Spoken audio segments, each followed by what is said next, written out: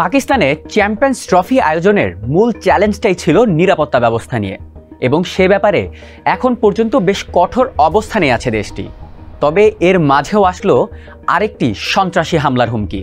খেলা দেখতে আসা বিদেশি নাগরিকদের অপহরণ করা হতে পারে বলে হুমকি পেয়েছে পাকিস্তান ইন্টেলিজেন্স ব্যুরো। পাকিস্তানের চ্যাম্পিয়ন্স ট্রফি উপলক্ষে বিদেশি নাগরিকদের নিরাপত্তা হুমকির আশঙ্কায় এরই মধ্যে হাই অ্যালার্ট জারি করেছে দেশটির নিরাপত্তা বাহিনী।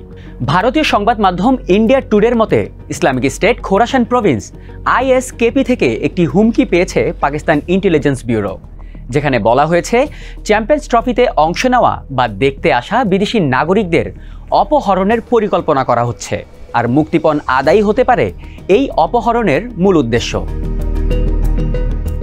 সংবাদ মাধ্যমটির তথ্য অনুসারে বিশেষ করে চাইনিজ ও আরব নাগরিকদের টার্গেট করতে পারে সন্ত্রাসী গোষ্ঠীটি।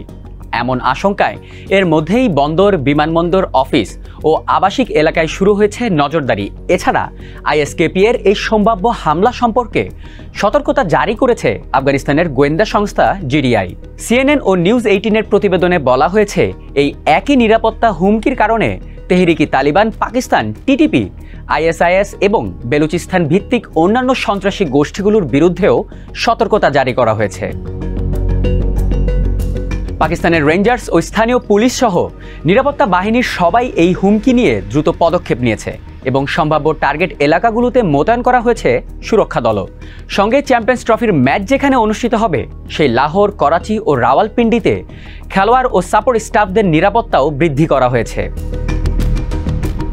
অন্যদিকে চ্যাম্পিয়ন্স ট্রফি ঘিরে দীর্ঘ কাজের চাপে অতিষ্ঠ হয়ে পড়েছেন পাকিস্তানের পুলিশেরা।